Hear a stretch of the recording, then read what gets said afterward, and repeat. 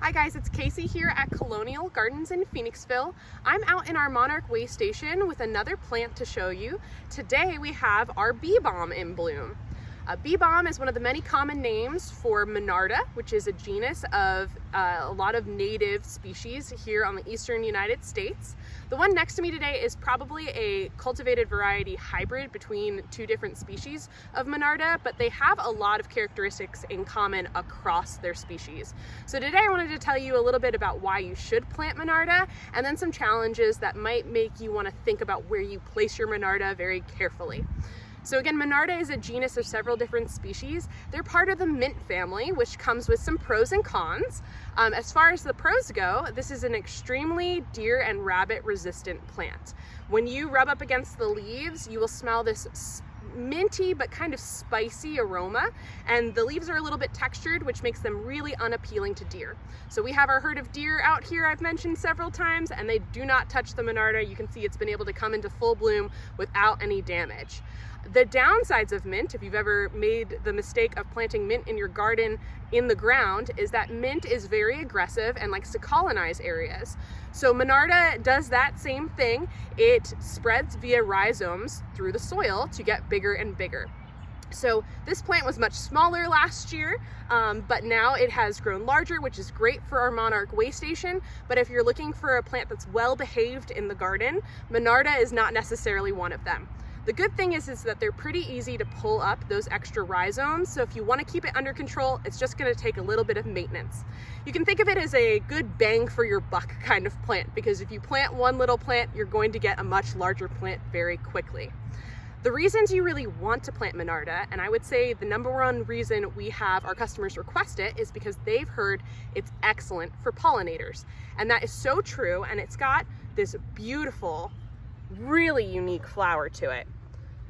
So each flower head is a cluster of several long blooms that face outward, and there's not really another flower that has something quite so similar to it. All the different species come in different colors. There's some purples, there's some reds. A lot of the cultivated varieties really lean into those vibrant colors, and hummingbirds, long-tongued bees, and butterflies all really love Monarda, so it's excellent as an addition to your pollinator garden. In fact, this is one of the species that is believed to be co-evolved with our ruby-throated hummingbirds here on the eastern coast of the US, so it's an excellent way to attract hummingbirds and feed them throughout part of the season. And it is part of the season because, like many perennials, Beebalm has a limited bloom time.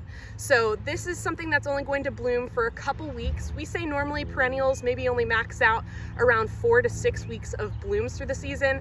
My experience, honestly, is that Beebalm is not one of the longest bloomers. So you get this really fantastic array of vibrant blooms, but after it's over, you're still left with some nice foliage. The downside of this foliage is that it's very prone to powdery mildew.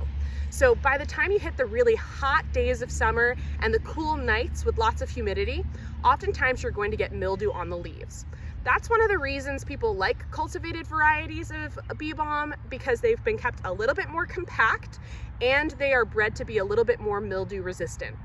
That being said, a lot of people experience it either way, and it can be kind of unsightly over the course of the season.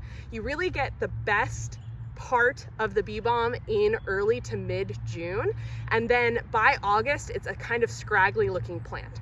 So I consider this a side yard, backyard plant rather than a front yard plant. Your front yard should really be, if you're worried about what your neighbors are thinking or property value, reserved for some plants that are going to look good all season long. Monarda still has its place in the garden, but you might want to think about putting it in a place where you're okay with it spreading or competing with other vigorous plants, and that you don't mind if it looks a little bit scraggly by the end of the season. If you do plant it, you are doing a favor to our local pollinators. It's a really great way to provide them a food resource, and you're going to just be delighted by these really unique blooms.